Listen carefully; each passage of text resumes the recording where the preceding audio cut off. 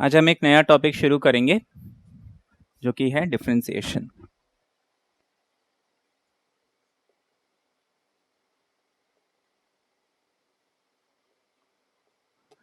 Differentiation ये 11th में भी हमने पढ़ा हुआ है, तो मैं पहले तो 11th में हमने क्या क्या किया था वो थोड़ा सा रिवाइज करूंगा, है ना। वो रिवीजन कर लेंगे, उसके बाद हम फिर 12th में हमको क्या क्या पढ़ना है उस पर चलेंगे। तो डिफरेंशिएशन में सबसे पहले तो मुझे फॉर्मूलेज मालूम होने चाहिए। फॉर्मूलेज मुझे अगर अच्छे से मालूम होंगे तो मैं इसका कोई भी क्वेश्चन इजीली कर पाऊंगा। अब देखिए, differentiation dy by d x generally ऐसे रिप्रेजेंट करते हैं। इसको हम डेरिवेटिव, डिफरेंशियल कोफिशिएंट,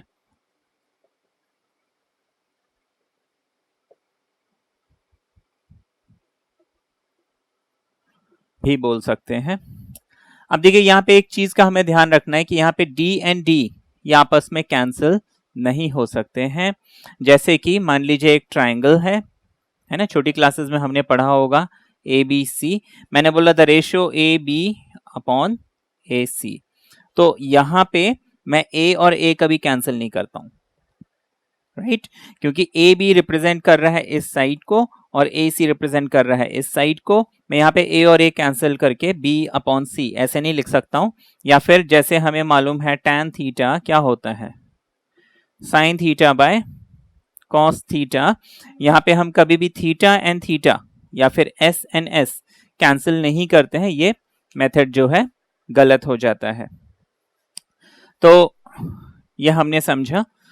अब इसी तरीके से डिफरेंशिएशन में भी हम d एंड d आपस में कभी कैंसिल नहीं करते हैं। यहाँ पे मुझे ध्यान रखना है कि ये जो नीचे dx है ये एक सिंगल टर्म है। जैसे कि मैंने साइड a b बोला, तो यहाँ पे a और b जो है ये एक ही साइड रिप्रेजेंट कर रहा है, दो साइड्स रिप्रेजेंट नहीं कर रहा है। इसी तरीके से dx जो है ये एक सिंगल टर्म या यहाँ पे एक सिंगल स्मॉल क्वांटिटी रिप्रेजेंट कर रहा है।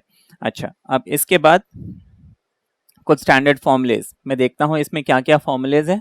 सबसे पहले है मेरे पास d by d x of x raise to the power n।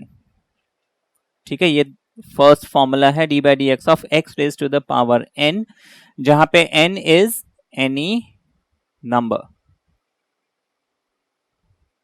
n is any number. ये n कोई भी नंबर है ना, कोई भी रियल नंबर हो सकता है, कैन बी एनी नंबर। तो इसका फॉर्मूला क्या है? इसका फॉर्मूला कहता है जब भी मुझे x की पावर सम नंबर मिलता है मुझे उसका डेरिवेटिव निकालना है, यानी d बाई डी एक्स निकालना है। तो यहाँ पे एक चीज का मुझे ध्यान रखना है कि ये जो नीचे x है ये मुझे बता रहा है कि वेरिएबल कौन सा है, मतलब किस वेरिएबल के रिस्पेक्ट में डिफरेंशिएट करना है। ये हम आगे चल के 12th का जब हम आगे टॉपिक करेंगे वहां पे हम और डिटेल में समझेंगे। तो d by d x of x power n, इसका फॉर्मूला कहता है कि जब भी मुझे ये सिचुएशन मिलती है मैं उसको सीधा लिखूंगा n times x raise to the power n minus 1। ये हो गया x पावर n का फॉर्मूला। फॉर एग्जाम्पल मान लीजिए मुझे बोला d by d x of x raise to the power 5, इसका आंसर मुझे निकालना है। अब देखिए यहाँ पे मैं जब इन दोनों को, ये x पावर n और इस x पावर 5 को कंपेयर करता हूं तो यहाँ पे n की जगह मुझे मिल गया 5, तो मैं फॉर्मूला अप्लाई करूंगा। फॉर्मूला कहता है n times x raise to the power n minus 1। अब यहाँ पे n की जगह है मेरे पास 5, तो मैं इसको लिख लूंगा 5 times x power 5 minus 1 which is 5 times x raise to the power 4। ये मेरा आंसर हो जाएगा। ठीक है, ये बात हमने समझी। तो यहाँ पे n जैसे कि हमने बोला था n is any number, it can be positive, it can be negative. तो कभी कभी क्या होता है, हमें जैसे मिल गया कि d by d x of let's say cube root of x, तो इसमें हमें कंफ्यूज होने की जरूरत नहीं है। मुझे मालूम होना चाहिए क्यूब रूट ऑफ x, इसको हम d by d x of x raise to the power 1/3 ऐसे लिख सकते हैं। nth root of any number m या फिर a लिख लेते हैं is a raise to the power 1 upon n। ये फॉर्मूला होता है, ये हमने छोटी क्लासेस में पढ़े होंगे। तो इस बेसिस पे हमने इसको क्या लिख लिया, d by d x of x raise to the power 1/3। अब देखिए मुझे क्या करना है, सिंपल इसी फॉर्मूले को अप्लाई करना है। तो n इज एनी नंबर, यहाँ पे n is any number and that is 1/3। तो n की जगह 1/3, फॉर्मूला कहता है n times x raise to the power n-1। इसके हिसाब से n की जगह मैं लिख लूंगा 1/3 टाइम्स x पावर 1/3 माइनस 1, जो कि मुझे मिल जाएगा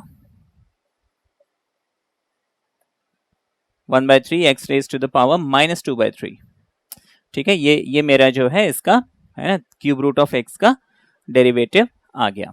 अब इसके बाद हम आगे और इसमें क्वेश्चंस देखेंगे। तो ये हमने देखा कि बेसिक एक पावर वाला जो फॉर्मूला है उसको हम कैसे अप्लाई करते हैं। इसमें फिर एक क्वेश्चन ऐसा मिल सकता है, ये जस्ट हम रिवीजन कर रहे हैं। जैसे मान लीजिए मुझे बोला D by d x of 1/x³, तो इसको हम क्या करेंगे, अब मुझे मालूम है 1/x पावर n, इसको हम x raise to the power -n ऐसे लिख सकते हैं। ये भी हमने छोटे क्लासेस में जो इंडेक्स के रूल्स हैं उसमें पढ़ा हुआ है। तो हम इसको लिख सकते हैं d by d x of x raise to the power 1/x³ है तो x raise to the power -3। इसके बाद ये सिंपल ये फॉर्मूला अप्लाई हो जाता है। ये फॉर्मूला अप्लाई करने के लिए बहुत जरूरी है कि ये x जो है अकेला हो और इसके पावर में कोई भी नंबर हो। x के साथ कोई अंडर रूट वगैरह लगा है तो पहले मुझे उसे कन्वर्ट करना होगा। तो ये हमने यहाँ पे समझा कि x पावर -3। अब मैं इसमें क्या करूंगा, फॉर्मूला लगाऊंगा, n की जगह मुझे -3 मिल गया। तो फॉर्मूला कहता है n times x raise to the power n-1। तो मैं यहाँ पे n की जगह लिख लूंगा -3 -1 है ना, n x power n which is -3 and -1, तो ये हो जाएगा -3x पावर -4, जिसको हम -3 और x पावर -4 को हम 1/x पावर 4 लिख सकते हैं which is -3/x raise to the power 4। That is my answer. ठीक है, तो ये हमने पहला फॉर्मूला देखा है इसमें डिफरेंशिएशन में। अब इस फॉर्मूले, ये फॉर्मूला जो है बहुत इंपॉर्टेंट है। अच्छा, इसके बाद ये तो हो गया स्टैंडर्ड फॉर्मूला। इससे हम एक दो फॉर्मूले डिराइव करके याद रखेंगे, क्योंकि कुछ फॉर्मूलेज हम अभी डिराइव करेंगे जो हमें 12th में बहुत काम आएंगे। कुछ क्वेश्चंस ऐसे मिलेंगे जहां पे हम वो फॉर्मूला यूज कर सकते हैं। तो देखिए ये तो हमारा स्टैंडर्ड फॉर्मूला है। दूसरा फॉर्मूला है हमारे पास d by d x of under root of x. देखिए ये अंडर रूट ऑफ एक्स अब भी हमने सॉल्व किया था x पावर n के फॉर्मूले से, है ना। ऐसे cube root of x solve किया था, तो अंडर रूट x को भी हम सॉल्व कर सकते हैं, लेकिन हम एक इसका फॉर्मूला बना के रखेंगे क्योंकि 12th में हमें कई क्वेश्चंस ऐसे मिलेंगे जहां पे रूट वाला सिचुएशन आएगा।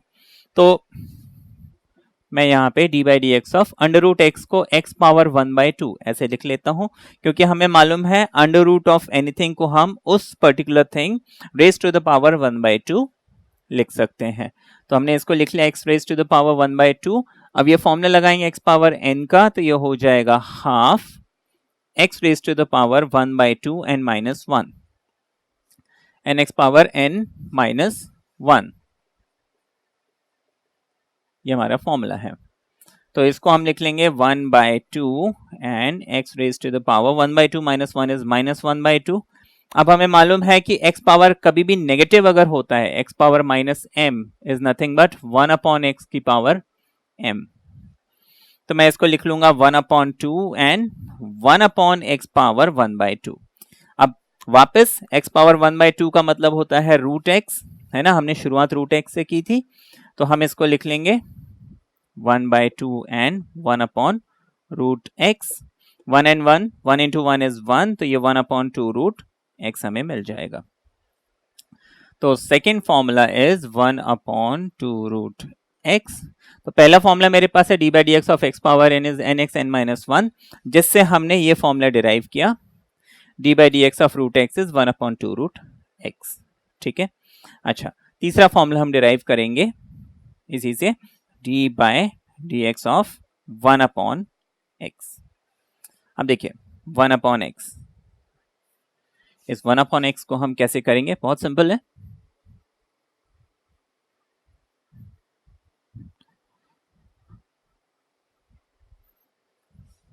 देखिए d by dx of 1 upon x can be written as d by dx of x power minus 1।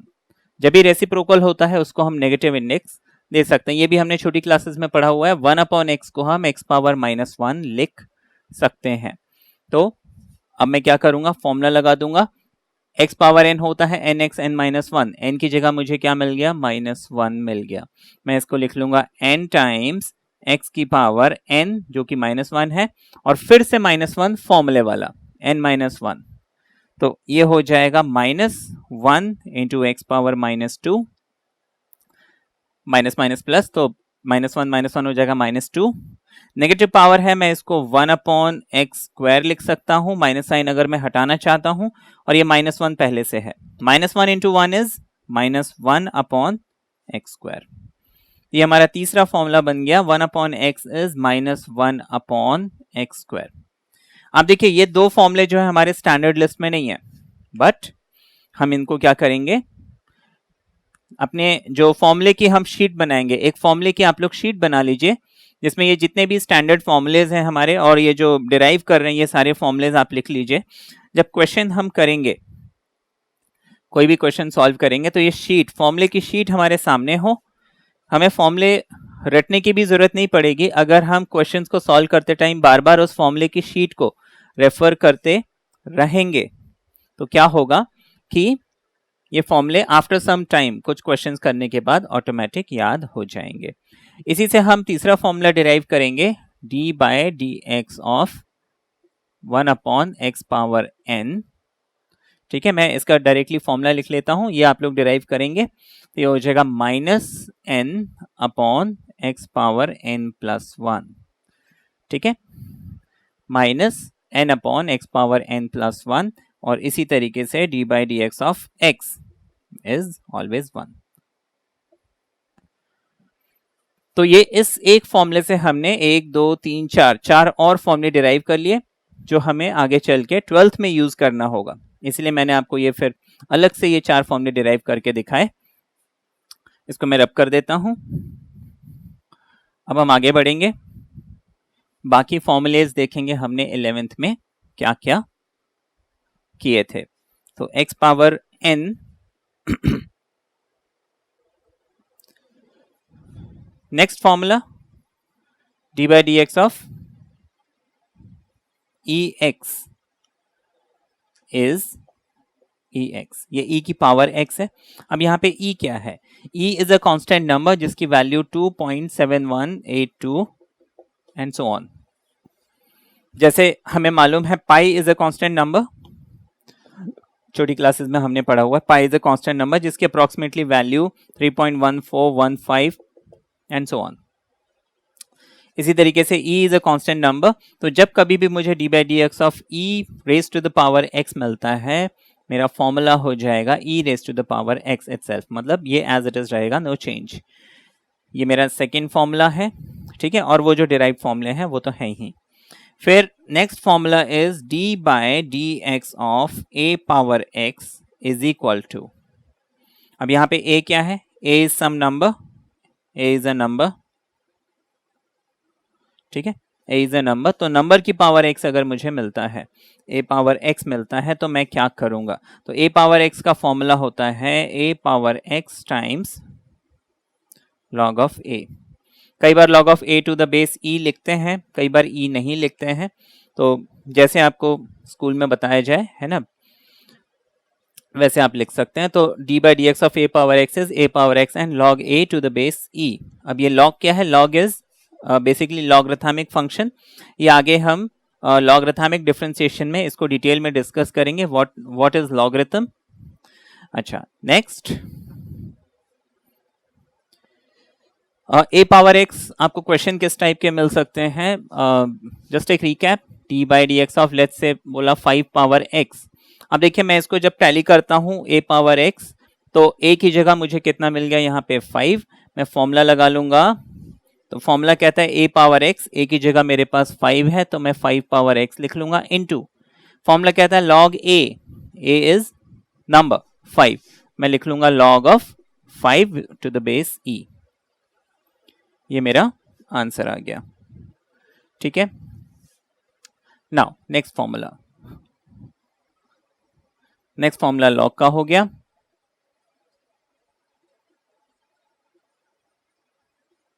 d by dx of log x is nothing but 1 upon x, ठीक है। यहाँ पे मुझे ध्यान रखना है कि ये जो log x आपको मिलता है इसका base is always e, it can not be anything else. अगर e के अलावा और कोई बेस है तो फिर वो फॉर्मूला मॉडिफाई हो जाएगा, वो अभी हम डिस्कस नहीं कर रहे हैं, आगे कोई क्वेश्चन मिलेगा तो हम उसमें देखेंगे। तो d by dx of log x to the base e, अगर ये e नहीं भी लिखा हुआ है 12th में तो अगर सिर्फ log x लिखा है तो भी हम उसको log x to the base e मान के अज्यूम करके चलेंगे, until unless उसमें कुछ और बेस लिखा हो। तो ये हमने बेसिक 4 फॉर्मूलेज देखे। अच्छा, इसके बाद में आगे और फॉर्मूलेज बहुत हैं, बताते जाता हूं।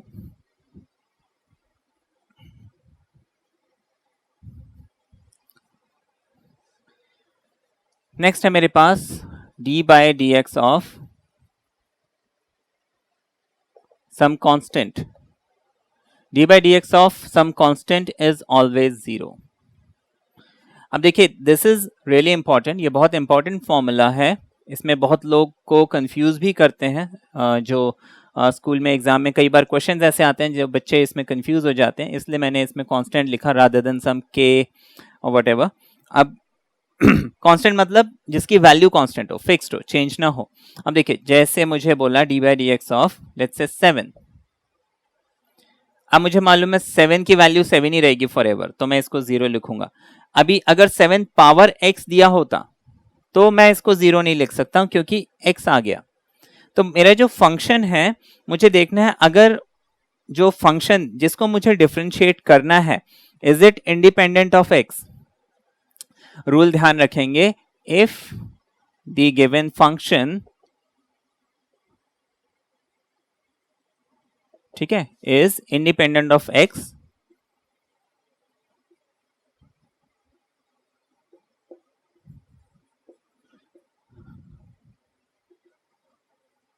इंडिपेंडेंट ऑफ x या फिर variable, then it is treated as a constant और उसका डेरिवेटिव इज ऑलवेज 0, ठीक है। अब यहां पे देखिए, आगे मैं बताता हूं। जैसे मान लीजिए मुझे बोला d by dx of log 5। अब देखिए, log x 1 upon x होता है। कई बार बच्चे स्टूडेंट्स जो हैं वो क्या गलती करते हैं कि log x 1 upon x है तो log 5 का डेरिवेटिव क्या लिख देते हैं, 1 upon 5 लिख देते हैं, जो कि गलत है। देखिए, मुझे अब यहाँ पे लॉजिकली सोचना है, क्या इसमें कोई x है, इस फंक्शन में कोई x है? तो नहीं, इसमें कोई भी x नहीं है, कोई भी वेरिएबल नहीं है, therefore this is a constant function और कांस्टेंट फंक्शन का डेरिवेटिव इज ऑलवेज 0। अब जैसे ट्रिगोनोमेट्रिक फंक्शंस हमें मिलते हैं, अब देखिए d by dx of sine x, next formula है ये। अब साइन x का derivative is cos of x। यहाँ पे जो x है this is always in radiance, ये हम ध्यान रखेंगे, x is always in radiance. If it is not in radiance, आपको उसको पहले रेडियंस में कन्वर्ट करना पड़ेगा, तभी हम ये फॉर्मूला अप्लाई कर सकते हैं। तो इस बात का मुझे बहुत ध्यान रखना है ना। वैसे बाय डिफॉल्ट हम एज्यूम करके चलेंगे कि मुझे जो क्वेश्चन दिया जा रहा है वो रेडियंस में ही दिया जा रहा है, ठीक है। इसमें भी कई बार क्या होता है, आपको ऐसे क्वेश्चन दे दिया d by dx of sine 60, तो लोग क्या सोचते हैं कि अच्छा 60 है, इसको हम रेडियंस में कन्वर्ट करते हैं। रेडियंस में कन्वर्ट कर दिया, साइन पाई बाय 3 लिख लिया। पाई बाय 3 लिखने के बाद अच्छा d by dx of sine x होता है cos x, तो साइन पाई बाय 3 को क्या लिख लेते हैं, cos पाई बाय 3 लिख लेते हैं, विच इज अगेन इनकरेक्ट, क्योंकि रूल क्या कहता है, कांस्टेंट फंक्शन का डेरिवेटिव इज ऑलवेज 0। अब यहाँ पे देखिए साइन पाई बाय 3, इसमें क्या कहीं पे भी मेरे पास वेरिएबल या x है? तो नो, मेरे पास कोई भी वेरिएबल नहीं है। अब क्योंकि यहाँ पे वेरिएबल नहीं है, therefore this function is treated as a constant function. Constant function का डेरिवेटिव इज ऑलवेज 0, देयरफॉर इस sin π/3 का डेरिवेटिव मुझे 0 मिलना चाहिए। ठीक है, तो ये हम ध्यान रखेंगे। इसके बाद हम next formula d/dx of cos of x is negative sin x। Sine का कॉस है, लेकिन कॉस का क्या है, नेगेटिव साइन। जितने भी को फंक्शंस हैं ट्रिगोनोमेट्री में, सबके डेरिवेटिव नेगेटिव हैं, और जो नॉर्मल फंक्शंस हैं उनके डेरिवेटिव पॉजिटिव हैं। मैं आपको आगे बताता हूं। d/dx of tan x is sec squared x। अब यहीं पे अगर मैं इसका को फंक्शन यानी को टेंजेंट cot x देता, तो tan sec के साथ रिलेटेड है तो cot cosec के साथ रिलेटेड होगा। tan का अगर sec स्क्वायर्ड x मिल रहा है तो cot का cosec स्क्वायर्ड x मिलेगा, बट को फंक्शन में एक माइनस साइन आ जाता है डेरिवेटिव्स में। ऐसे हम याद रख सकते हैं। अच्छा, नेक्स्ट sec x, इसका डेरिवेटिव हो जाएगा sec x and tan x, sec x multiplied by tan x. Similarly,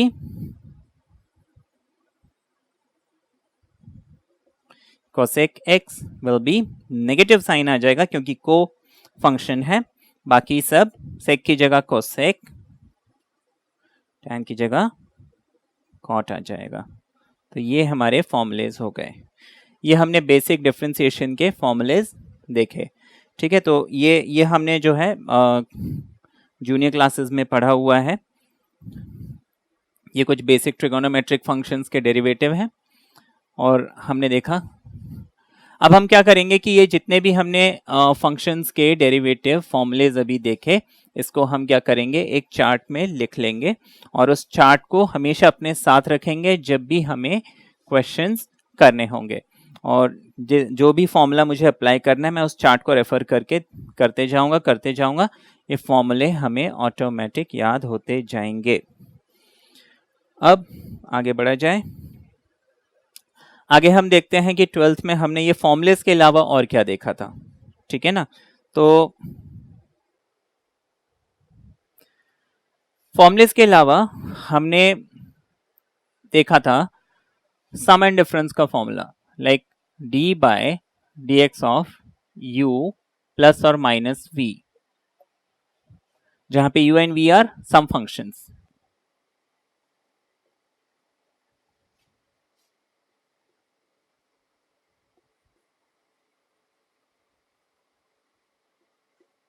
u and v are some functions।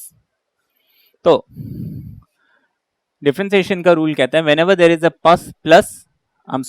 whenever there is a plus or a minus sign between two functions, है ना, हम उनको अलग अलग differentiate कर सकते हैं। मैं इसको लिख सकता हूं d/dx ऑफ u प्लस और माइनस d/dx ऑफ v। ठीक है, तो मैंने क्या किया कि दोनों को अलग अलग डिफरेंशिएट कर लिया।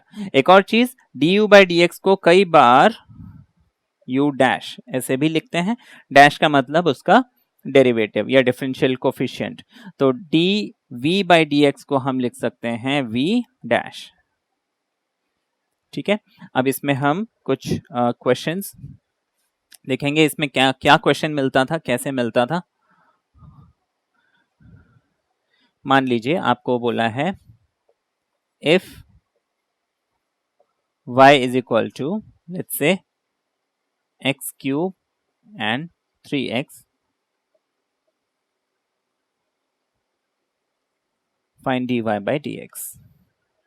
ये मुझे कोई भी एक क्वेश्चन दिया हुआ है, तो इसके सॉल्यूशन में हम क्या करेंगे, हम लिखेंगे dy/dx। अच्छा, यहाँ पे एक और चीज का हमें ध्यान रखना है, जब भी हम dy/dx लिखते हैं हम इसको प्रॉपर d ऐसे लिखेंगे इसको, क्योंकि बहुत लोगों की हैबिट होती है d को ऐसे लिखने की, है ना, थोड़ा स्टाइलिश हो जाता है। बट कैलकुलस की लैंग्वेज में अगर मैंने d y by d x लिखा है तो इसका मीनिंग कुछ और है, लेकिन अगर मैं डी ऐसे बना देता हूं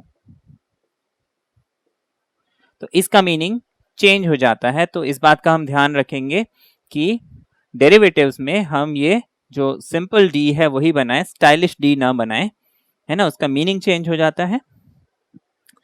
तो d y by d x is equal to d by d x of, देखिए ये डी एक्स जो है एक सिंगल टर्म हमने समझा था, और डी में डी के बाद मेरे पास y है, y की जो भी वैल्यू है मैं उसको यहाँ पे पुट कर दूंगा।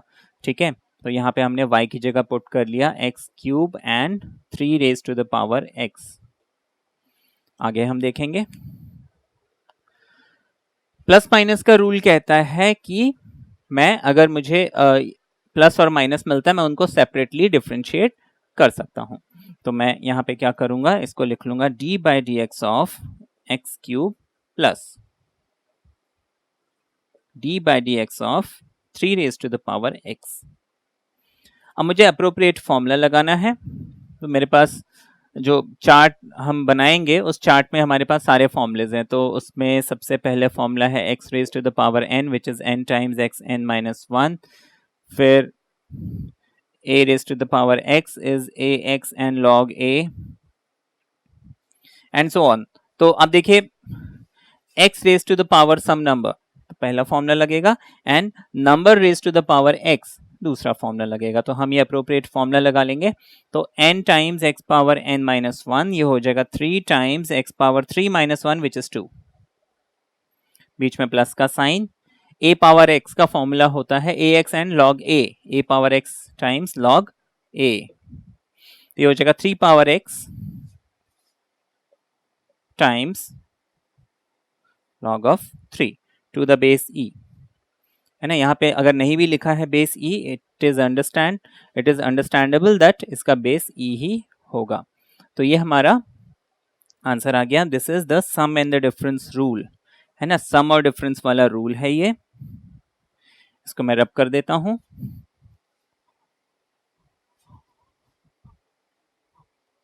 आगे देखते हैं हमने 11th में और क्या किया था।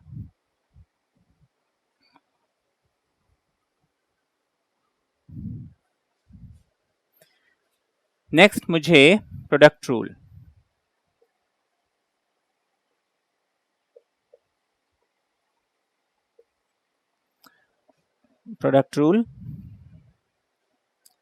हम देखिए product rule simple d by d x of u into v, जहां पे u कोई भी एक फंक्शन है, v कोई भी एक फंक्शन है, दोनों आपस में मल्टीप्लाई हो रहे हैं। तो इसका फॉर्मूला क्या है, देखिए दो चीजें आपस में मल्टीप्लाई हो रही हैं, तो मैं उन दोनों चीजों को यहां पे लिख लूंगा, बीच में थोड़ा स्पेस दे देता हूं। मैंने लिखा 2 बार क्योंकि 2 आइटम है तो मैंने 2 बार लिखा। ठीक है, बीच में मैंने प्लस का साइन डाल दिया। अब डी बाई डी एक्स एक बार मैं u को दे दूंगा और डी बाई डी एक्स एक बार मैं v को दे दूंगा। मतलब d by d x of u into v, इसका मतलब ये v डिफ्रेंशिएट नहीं हो रहा है। ठीक है, तो हम क्या कर सकते हैं, इसको मिटा के पहले लिख सकते हैं v into derivative of u plus u into derivative of v, जिसको हम लिख सकते हैं v u dash plus u v dash, है ना। जिसके आगे डी बाई डी एक्स लगा है उसको हम डैश करके लिख सकते हैं। ये फॉर्मूला हमारा हो गया, ये हमने पढ़ा था। अब देखेंगे हम इस फॉर्मूले को कैसे अप्लाई करेंगे, ये भी सिंपल है। मान लीजिए आपको क्वेश्चन दिया हुआ है if y is equal to x cube log x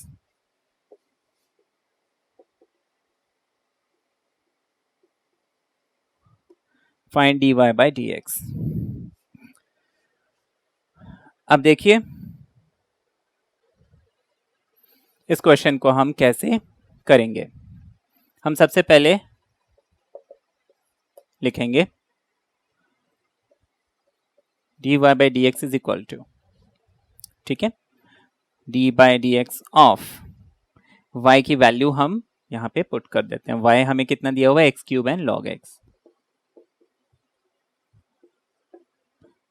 अब देखिए यहाँ पे मेरे पास दो फंक्शन है, पहला फंक्शन है एक्स क्यूब और दूसरा फंक्शन है लॉग एक्स। तो मैं किसी को भी u ले लेता हूं और किसी को भी v ले लेता हूं। दो फंक्शन हो गए मेरे पास। फॉर्मूला मैंने क्या पढ़ा था, u into d v by d x plus v into d u by d x. कैसे भी लिख सकते हैं, प्लस है ना, आप इसको पहले इसको बाद में, व्हाटएवर। मतलब एक फंक्शन को डिफरेंशिएट करना है, एक को एज इट इज रखना है, दूसरे फंक्शन को डिफरेंशिएट करना है और जो पहले वाले को एज इट इज रखना है। तो हम यहाँ पे क्या करेंगे कि पहले मैं इस एक्स क्यूब को लिख लूंगा, d by d x of log x लिख लूंगा। फिर अब देखिए मैं log x को डिफरेंशिएट कर चुका हूं, तो जिसको डिफरेंशिएट कर चुका हूं उसको मैं एज इट इज रहने दूंगा और मैं d by d x of x cube लिख लूंगा। अब देखिए जो d बाई डी एक्स के साथ जो एक अकेला फंक्शन है, सिर्फ इसमें फॉर्मूला अप्लाई करेंगे, इधर नहीं करेंगे। तो ये x cube as it is रहेगा, log x का डेरिवेटिव 1 अपॉन एक्स मिल गया, बीच में प्लस का sign, log x as it is रहेगा, एक्स क्यूब हो जाएगा 3x स्क्वायर। ठीक है, इसको हम आगे सॉल्व करते हैं।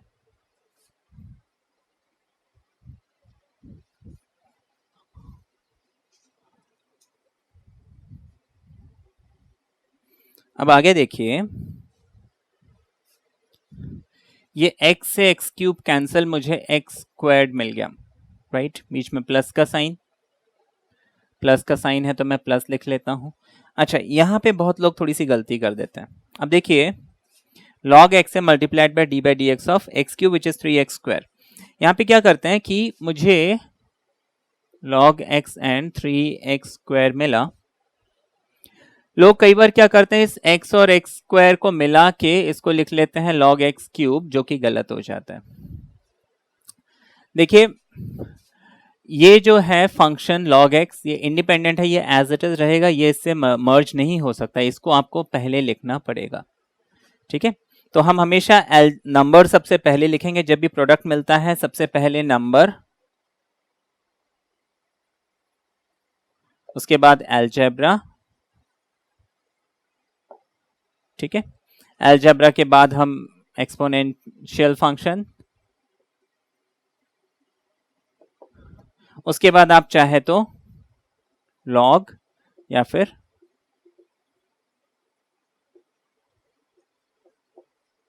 लॉगरिथमिक या ट्रिगोनोमेट्रिक फंक्शंस लिख सकते हैं। लॉग और ट्रिगोनोमेट्रिक फंक्शन हम लास्ट में लिखेंगे। ये मेथड होता है लिखने का, है ना, अदरवाइज कंफ्यूजन होता है। तो ये सॉल्व करने के बाद हम क्या करेंगे कि नंबर विच इज 3 उसको पहले लिख लेंगे, एक्स स्क्वायर अलजेब्रा उसको बाद में लिखेंगे, है ना। जो एक्स होता है वो अलजेब्रा होता है, एक्स स्क्वायर को हम उसके बाद में लिखेंगे, मल्टीप्लाइड बाय हमने लिख लिया log ऑफ एक्स।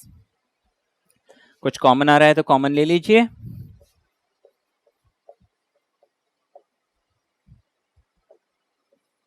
ये हमारा आंसर आ गया। ठीक है, ये हमने देखा प्रोडक्ट रूल। अच्छा, अब आगे देखते हैं, इसको मैं साफ कर देता हूं।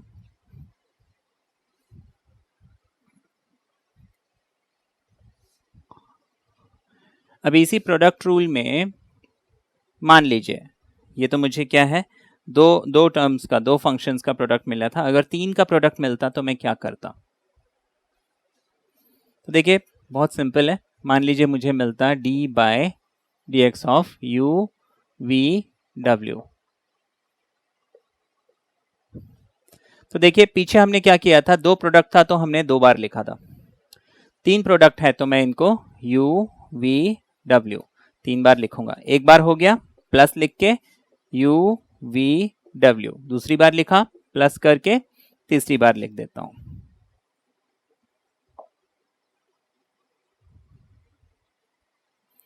अब मैं क्या करूंगा, एक बार मैंने इस फर्स्ट फंक्शन को डिफरेंशिएट किया, बाकी दोनों सिर्फ मल्टीप्लाई होंगे। एक बार मैंने इस सेकंड फंक्शन को डिफरेंशिएट किया, बाकी दोनों मल्टीप्लाई होंगे। एक बार मैंने तीसरे फंक्शन को डिफरेंशिएट किया, बाकी दोनों मल्टीप्लाई होंगे। ठीक है, तो मुझे ध्यान रखना है कि सिर्फ इतने में मैं डी बाई डी एक्स का फॉर्मूला लिखूंगा और ये दोनों जो है एज इट इज रहेंगे। मैं सिर्फ इस v में डी बाई डी एक्स का फॉर्मूला लगाऊंगा, यानी डेरिवेटिव निकालूंगा, u और w एज इट इज रहेंगे। सिमिलरली मैं इस w को यहाँ पे डिफ्रेंशिएट करूंगा, u एंड v हमारे एज इट इज रहेंगे।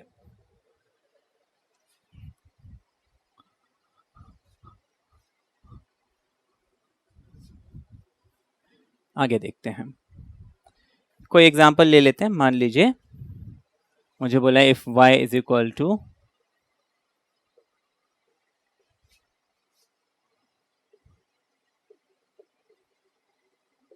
sin x cos x log x। ठीक है, तो हम क्या करेंगे, डायरेक्टली कर लेते हैं। हम यहाँ पे क्या करेंगे, sin x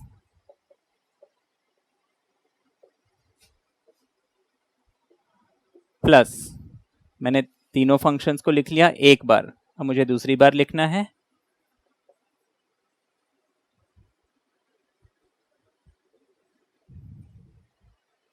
फिर मुझे तीसरी बार लिखना है।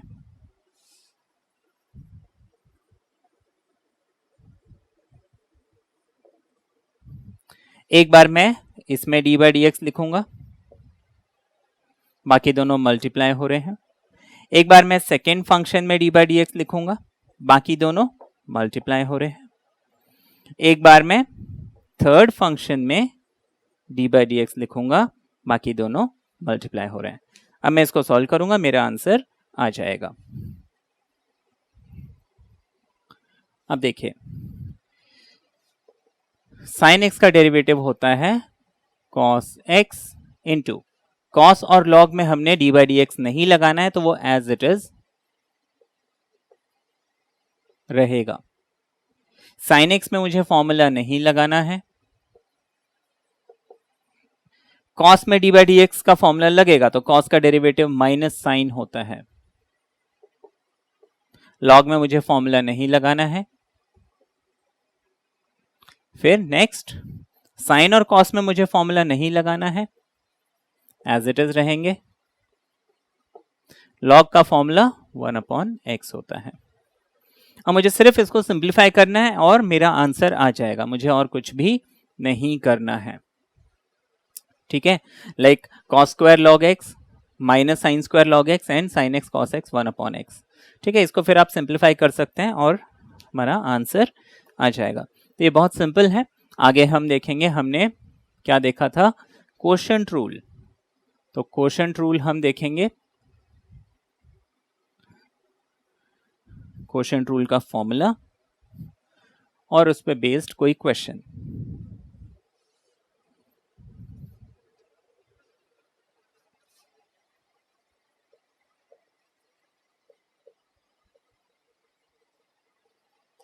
कोशेंट रूल, अब देखिए,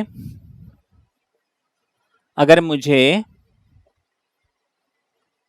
दो फंक्शन जो है कोशेंट के फॉर्म में, मतलब एक न्यूमरेटर में फंक्शन मिल रहा है और एक डिनोमिनेटर में फंक्शन मिल रहा है, this is some function and this is again some function, तो मुझे ऐसे सिचुएशन में डिफरेंशिएट करना है।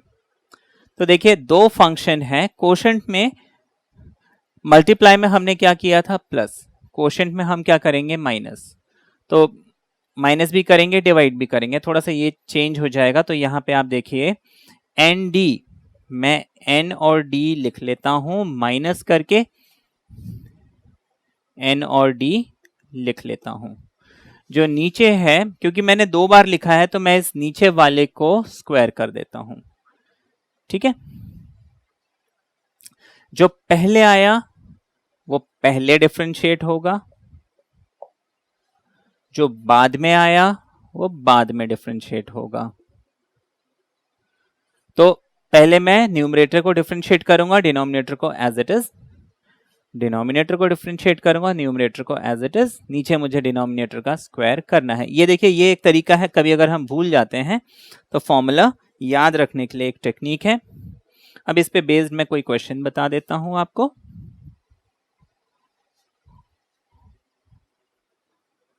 इजी है ये भी। मान लीजिए मुझे क्वेश्चन बोला if y is equal to let's say x cube upon log of x find dy by dx।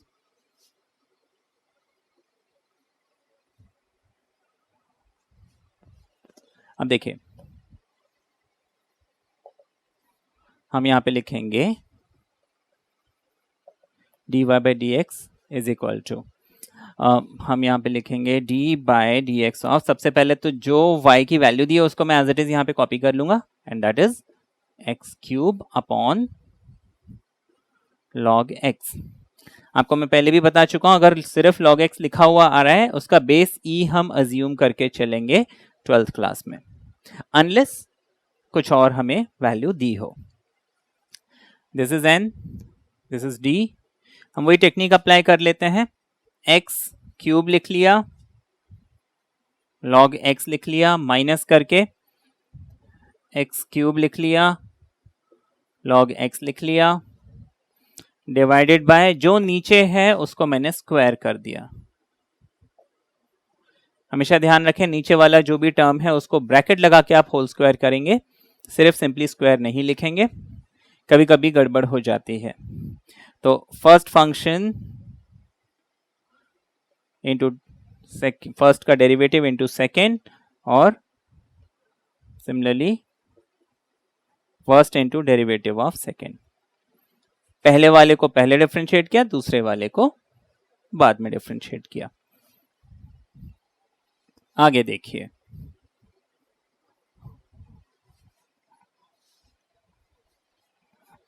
Formula लगाना है तो सिर्फ इस x क्यूब में फॉर्मूला लगेगा, log x में नहीं लगेगा। तो x क्यूब हो जाएगा 3x squared log x as it is minus x cube log x का derivative 1 upon x divided bye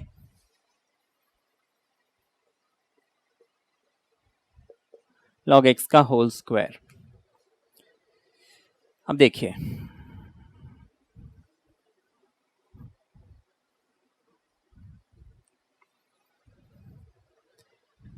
ये x से x क्यूब कैंसिल हो जाएगा तो यहाँ पे x स्क्वायर बचा, यहाँ पे 3x square and log x बच गया,